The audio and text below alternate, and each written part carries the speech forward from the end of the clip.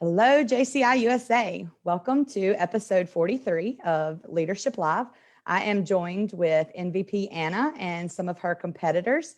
We are going to let NVP Anna introduce her competitors now. Hi, NVP Anna. Hi, everyone. I'm super excited to showcase some of our competitors from the competitions that we recently had, and we have two of our winners here as well that they're going to showcase their speeches or their essay that they wrote. So first up, we have Stefanie Beattie, and she was our Novice House Speak Up winner for the Speak Up competition. And she is eligible to go on to the Conference of Americas in May of 2021. So we're super excited to have her on and to have her showcase her prepared speech that she gave for the competitions. All right. Hi, good evening. When I first got the topic and I read, how does JCI empower you? I started thinking of really grandiose ways that it has made a huge impact on my life. And there are some. But when I really look at the word empower, it's making someone stronger and more confident, especially in taking charge of their life. And when looking at it this way, there are smaller ways that the Jaycees empowered me that have made a bigger difference long-term for me as a person. First of them is actually the confidence to be before you here today, giving this speech. I've done state competitions and competed in prepared speak up before, but I never thought I would be here in a Zoom where I don't get to feed off the energy of people in a room and competing at a national level. That confidence has carried over into other areas of my life, specifically work. I've always been able to lead trainings, but it's always been a weakness that I needed to grow. If someone asked an unexpected question in a training, I'd get flustered. I'd trip over words, I'd end up backtracking, repeating, talking myself into circles. And I'd talk that way until I could find my footing and get back where I was and continue going in my programming place. The Jaycees gave me a safe place to practice those trainings, to get actual feedback, to improve and grow as a trainer. And I've been able to do multiple trainings, and I've gotten complimented for that improvement. And that felt huge for me. The Jaycees helped me stop doubting myself and move forward with accepting a promotion I wasn't actually entirely sure I was qualified for. The Jaycees are really, really good at telling you what you have the potential for. They're great at giving you the confidence to go into a slightly unknown area where you say, this seems really interesting. That seems like something I'd do in maybe 5 years. And they go, why 5 years? Why not now? And you panic a little, and then they kind of give you a little nudge and you get really excited and happy. This mentality carried me into accepting the promotion, even though my brain went, yeah, in 2 years, you'll be ready for it. But it was like, no, the opportunity's now. Now is when I have to take it. They've helped me face that kind of choice, and they've also helped me face difficult conversations and how to work professionally with people that maybe I wouldn't consider my friends.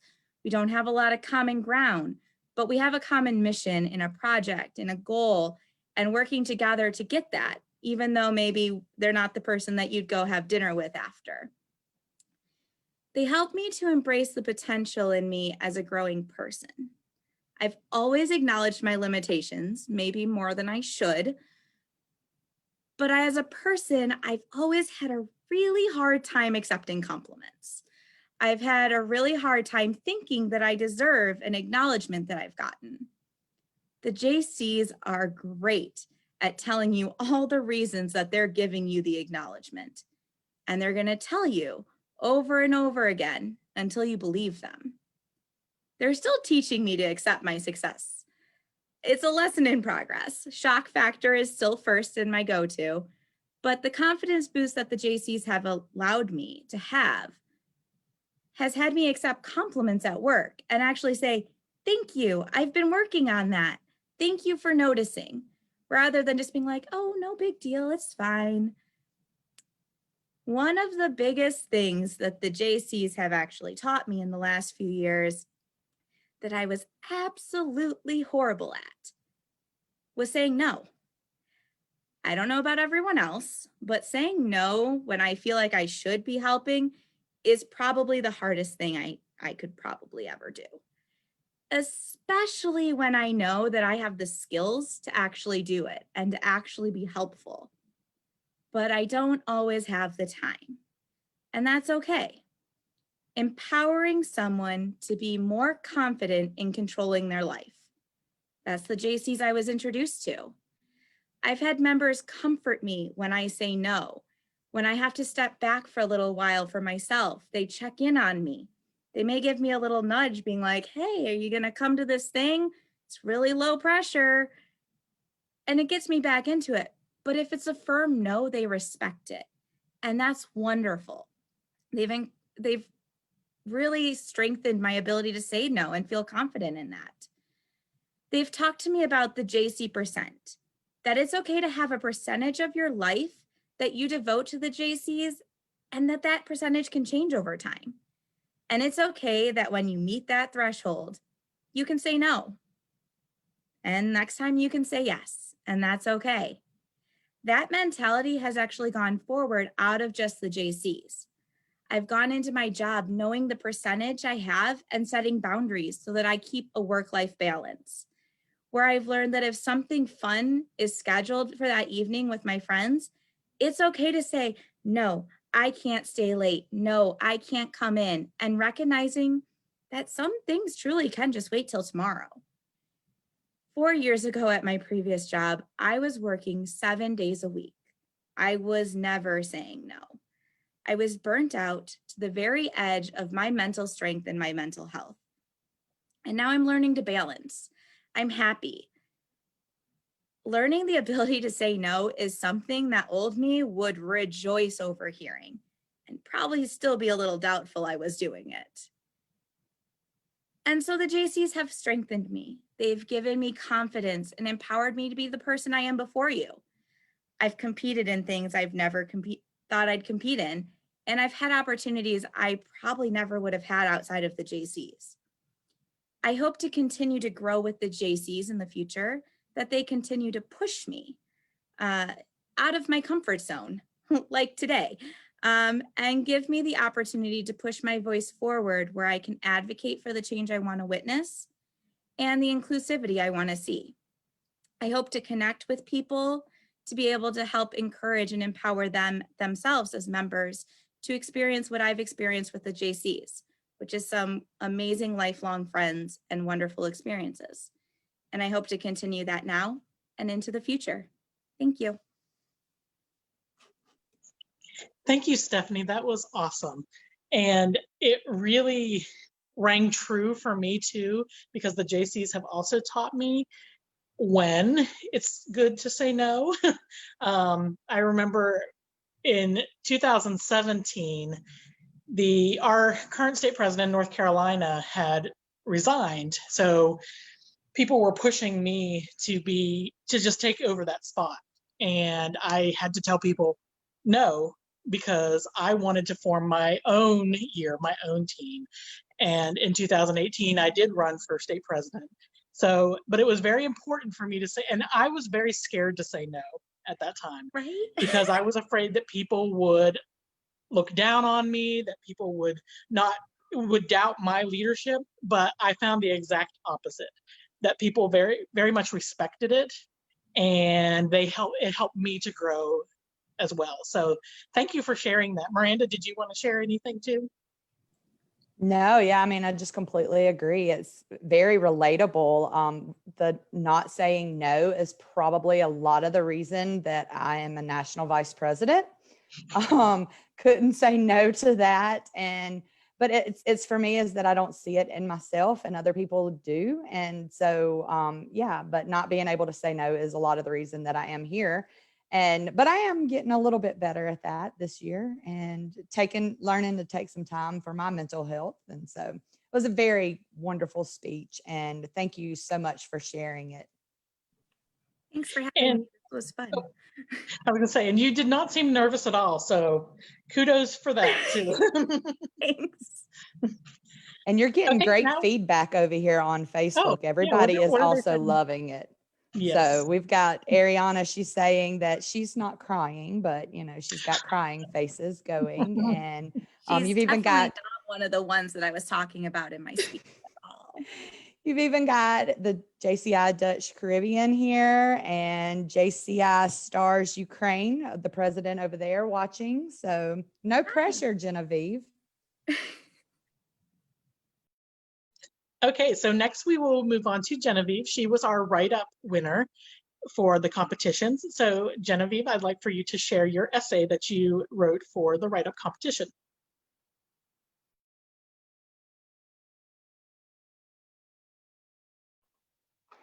Well, first, I'd like to say, Stefanie, you were amazing. It felt like it was just a friend that you were talking to. So awesome job. Thank you. You're welcome. I'm also always a little nervous, so here we go. The COVID-19 pandemic has changed the world as we know it. When COVID hit back in March 2020, businesses started having employees work from home, with many being furloughed or even laid off. On top of the stress of work or lack thereof, we had to contend with murder hornets, riots, fires, drone strikes, and the list just keeps going on. However, in our darkest hours, humanity has come together apart to lift each other up. Social media is being flooded with posts that support each other. People are spending more time with their loved ones at home and abroad, utilizing current technologies. More and more people are looking for ways to give back and help others, even when they themselves may need help the most. Facebook, Instagram, and even TikTok have seen a rise in positive posts. These include supporting mental issues so people don't feel so alone, letting each other know it's okay to feel however you are feeling, or just letting each other know that they're cared about. Appreciation of the good things in life has become more prevalent during the pandemic. Even with social distancing, people are still able to spend time together using video calls like Zoom, FaceTime, or a myriad of other apps. Children today are able to see their relatives more frequently than any other time in human history. Being able to be home with your family and knowing that they are all safe has led to a greater appreciation for what we already have. It seems like everyone I know is always offering help, whether it's to someone in need of a mask, someone who is high risk needing groceries, or someone who lives alone needing to be checked on periodically. Our community has come together to help each other. Many of these helpers have had their wages cut, have had to miss the funeral of a loved one, or maybe their senior prom. Even though people are not experiencing life as they used to, they are trying to help others. I work in medicine and have been overwhelmed and understaffed during the pandemic. While I desperately would like to have to take some time off, I am grateful for my job. My husband was not as fortunate and was laid off. During this time, we visit with family and friends online and try to help others whenever possible. I truly believe that the pandemic and all the pure craziness of 2020 has brought out the best in humanity. Thank you. Thank you, Genevieve. That was also amazing too. The pandemic, I think, has changed all of our lives in so many different ways. And I feel like there were stages of the pandemic too. There were times when you felt very uncertain, and then there were times that you were like, "Oh, I'm going to be on Zoom every night with my friends." So thank you for that. Miranda, did you want to share anything? No, that was very good job. I personally love writing. I'm not very good at it, but I do enjoy it. Mostly blogs and stuff. I actually did enter write up. I was telling Christina and Jenny this from Wyoming. I participated in Speak Up several times and lost. And I participated in write up a couple of times and lost. And I did debate once, or not debate, you're hired once and lost. And so I'm really good at losing competitions, which is actually because we just don't focus a lot on competitions here in Mississippi, but we're trying to start. And so it kind of rounds us to, if you're ready, NVP Anna, but it kind of rounds us to where Christina has this really great idea and this really awesome opportunity for a lot of people. Do you have anything to add to that, Anna, before we bring Christina on to kind of talk about her idea? No, I think that was a great segue. And thank you, Genevieve, for reading your essay. And again, you didn't seem like you were nervous either. And No, not at all. Christina did compete in our individual debate competition. And so, yeah, I'll turn it over to Christina to talk about what they are doing in their state. Hi, so yes, I'm Christina and from Sheridan, Wyoming. So I am traveling some of the roads of Wyoming. So if you see something that might be due to being in the rural area of Wyoming. And that kind of leads to what we're doing in Sheridan. This will be our first time having a debate competition. And we're going to be hosting that online. So we'll have it through Zoom, similar to how the competition just several weeks ago was held. And we're actually going to have that on a Tuesday night on November 24th at 6 p.m. And that is Wyoming time, so that's Mountain Time. So I will definitely update everyone and have my information shared at the link on Facebook. But if you want to have some more information about it, or if you want to go ahead and enter to compete, you can email me, and that is Christina, ChristianaMaewhite @gmail.com. So it's my full name.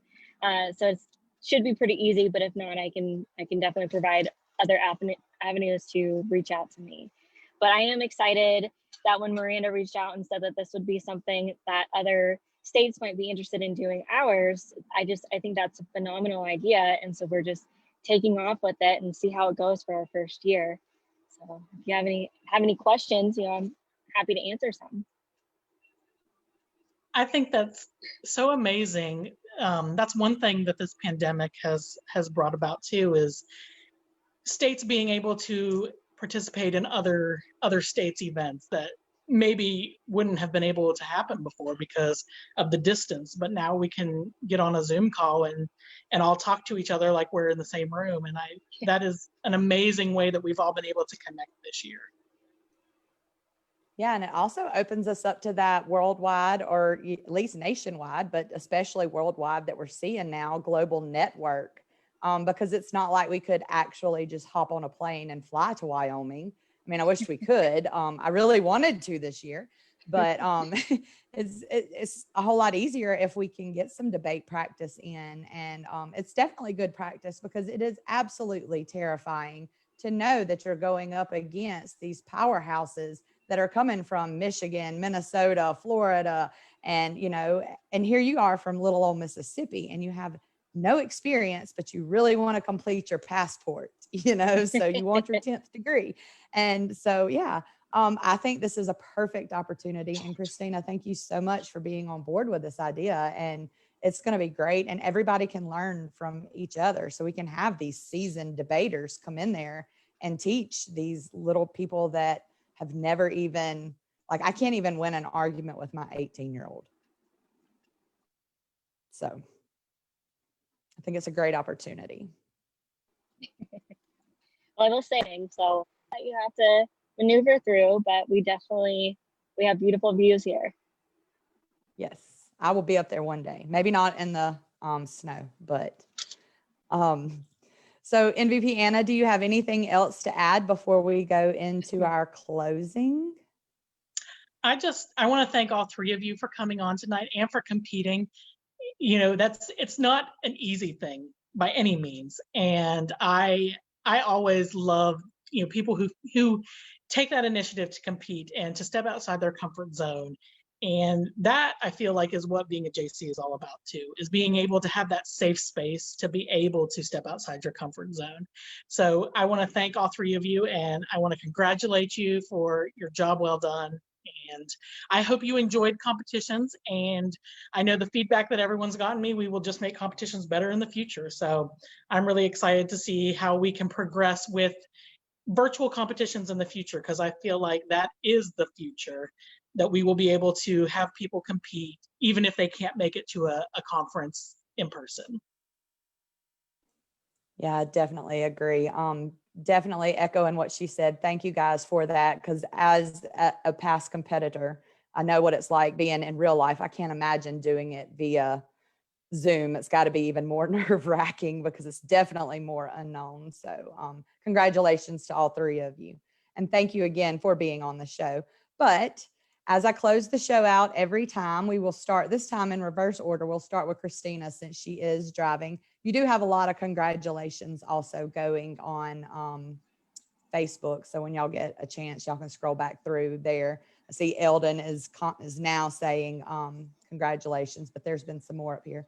But in honor of our 100th anniversary, I have been collecting. I've actually finished my 100, but I'm still going to do it just because I like hearing everybody's different YIJC stories. So Christina, we will actually start with you since you are traveling, and I can tell it's starting to get a little dark. So I will, that way you can hop off if you need to, but tell us your YUJC story. So when I was in college in my early years, I joined a sorority and I loved every minute of that. And when I graduated from college, there's not a whole lot of opportunity or I guess information out there of organizations that bring that same passion to assisting each other and having a sisterhood, or what would be just a family. And so when I moved to Wyoming, I wanted to reach out and be part of something. And a friend of mine had said, why don't we just go join Jaycees and see what happens?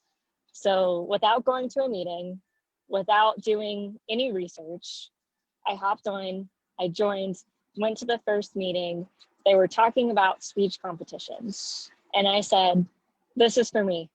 And so just something so simple as just wanting that connection back brought me to the Jaycees. I've been here over a year now, and it's amazing.